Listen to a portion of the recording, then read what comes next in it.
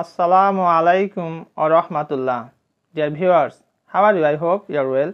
Alhamdulillah, I am also well. This is Abdul Bari. Today I would like to talk a most important topic. The topic name is previous exam translations. আচ্ছা বন্ধুরা আমাকে বলো তো জীবনে যদি আমরা সফল হতে চাই সাকসেসফুল হতে চাই what should we do? আমাদের কি করণীয়? We have to follow three informations. First one, you should have aim. তোমার aim থাকতে হবে. Second one, determination থাকতে হবে. And thirdly, you should practice to get that aim. তুমি যদি জীবনে সফল হতে চাও তোমার জীবনে তিনটি বিষয়কে গুরুত্ব দিবে। একটি হচ্ছে তোমার লক্ষ্য নির্ধারণ করবে যে what should you do? তোমার কি করণীয়? তোমার লক্ষ্যটার উপরে বেস করে তোমার কি করণীয়? আরেকটি হচ্ছে তোমার ডিটারমিনেশন, আমি করবই। আমার যদি জীবনে শক্তি থাকে, জীবনে যদি প্রাণ থাকে, আমি সেটা করবই। আরেকটি হচ্ছে প্র্যাকটিস, আমি ডিটারমাইন্ড হলাম, আমি এটা করবই, কিন্তু কাজ করলাম না, কোনো লাভ হবে না। হ্যাঁ বন্ধুরা, আজকে আমি যে বিষয় নিয়ে তোমাদের সাথে কথা বলতে চাই সেটি হচ্ছে প্রিভিয়াস এক্সাম ট্রান্সলেশনস, অর্থাৎ বিগত পরীক্ষায় যে ট্রান্সলেশনগুলি এসেছিল বাংলা থেকে ইংলিশ, সেই বিষয় নিয়ে আমি আলোকপাত করতে চাই। আর কেনই বা আমি তিনটি বিষয়ের কথা বললাম যে এম, ডিটারমিনেশন এবং তোমার প্র্যাকটিস, কেন এই তিনটি বিষয়ের কথা বলেছি এই চ্যাপ্টারটিতে, অর্থাৎ বাংলা টু ইংলিশ ট্রান্সলেশনের ক্ষেত্রে অতি গুরুত্বপূর্ণ বিষয় হচ্ছে তোমার লক্ষ্য থাকতে হবে যে তুমি কি করতে চাও, তুমি কি নিজে কথা বলতে চাও না পরীক্ষা ভালো করতে চাও। এক, তোমার ডিটারমিনেশন, আমি এতদিনের মধ্যে এটা করবই, সেই সংকল্প থাকতে হবে। আর প্র্যাকটিস, ইংলিশে স্পোকেনের ক্ষেত্রে প্র্যাকটিসের বিকল্প কিছুই হতে পারে না।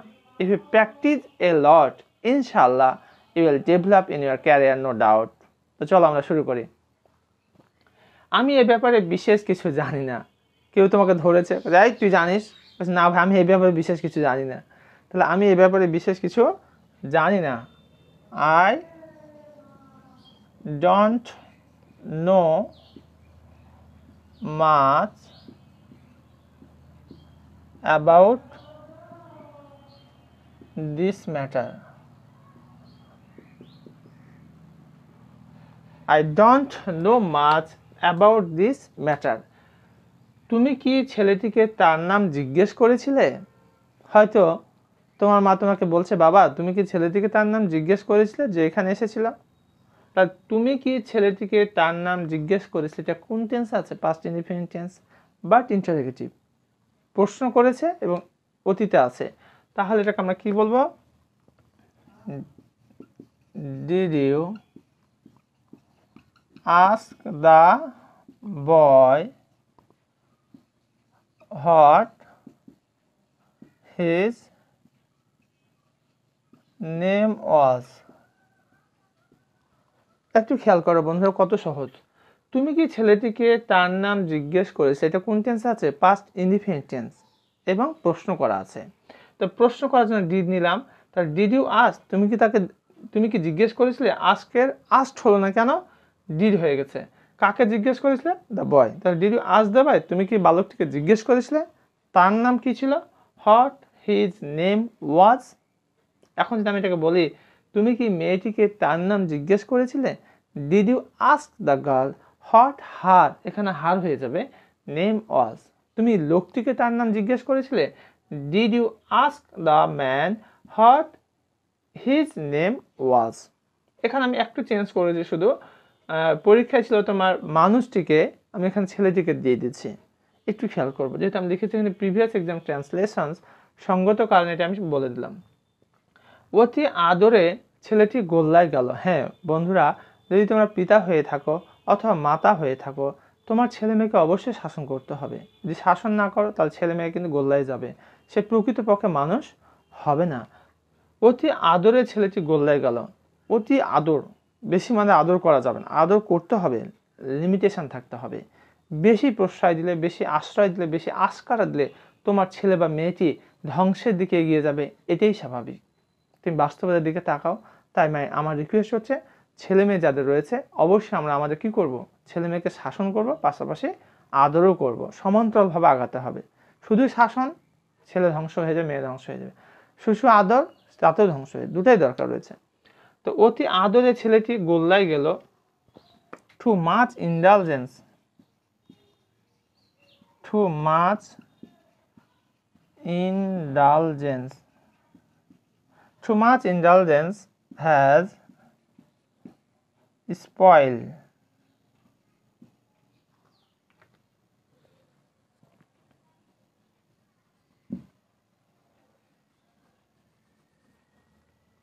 too much indulgence has spoiled the boy.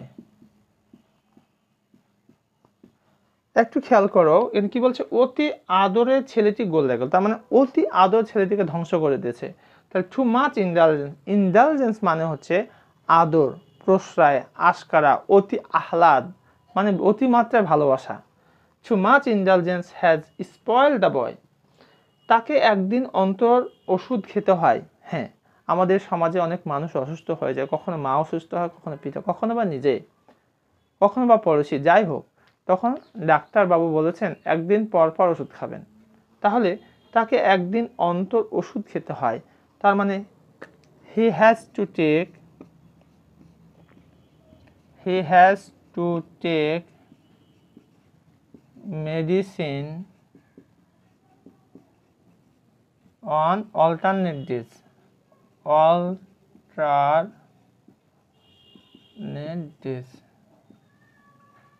On alternate days এখানে হচ্ছে একদিন অন্তর অন্তর, আর he has to take medicine, তাকে মেডিসিন নিতে হয়, মানে গ্রহণ করতে হয়।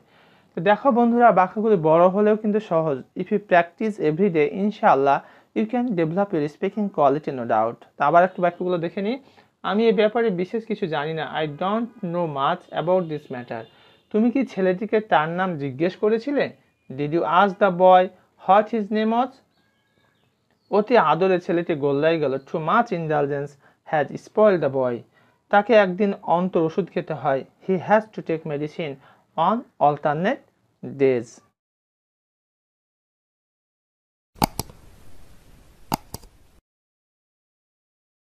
5 নম্বর বাক্যের দিকে আমরা তাকালে দেখতে পাবো মজার একটি সেন্টেন্স, তুমি যত নষ্টের গোড়া।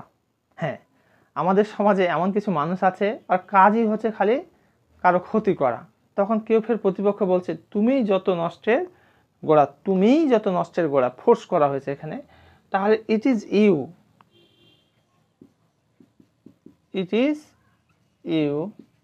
ইহা তুমি, হু আর at the root of all mischief.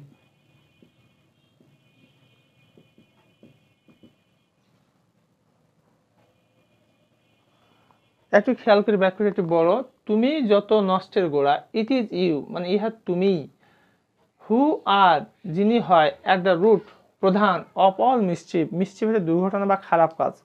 তো it is you who are at the root of all mischief. আমি তাকে একজন রুচিশীল মানুষ মনে করেছিলাম। হ্যাঁ, আজকের সমাজে আমরা অনেক সময় দেখা যায় কোনো আগন্তুককে দেখে ভেবে নেওয়া হয় যে তিনি একজন রুচিশীল মানুষ, তার কথাবার্তার সৌন্দর্য রয়েছে, সে একজন মানে সংযত এবং ভদ্র, নম্র, বিনয়ী মানুষ। আমি তাকে একজন রুচিশীল মানুষ মনে করেছিলাম, পাস্ট ইনডিফিনিট টেন্স। তাহলে I took him to be a man of taste,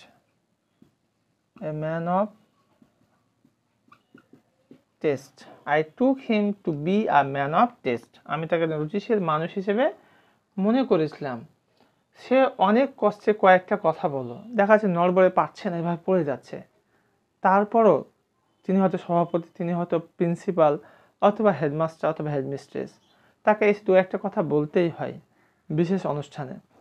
তখন সে বলা যাচ্ছে তার শরীর দুর্বল হওয়ার কারণে তিনি কী করলেন, সে অনেক কষ্টে কয়েকটা কথা বলল, past indefinite tense. He got out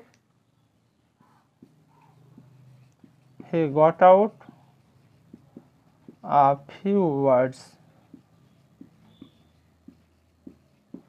তিনি অনেক কষ্টে কয়েকটা কথা বলে। আমি যদি বলি যে প্রিন্সিপাল অনেক কষ্টে কয়েকটা কথা বললো।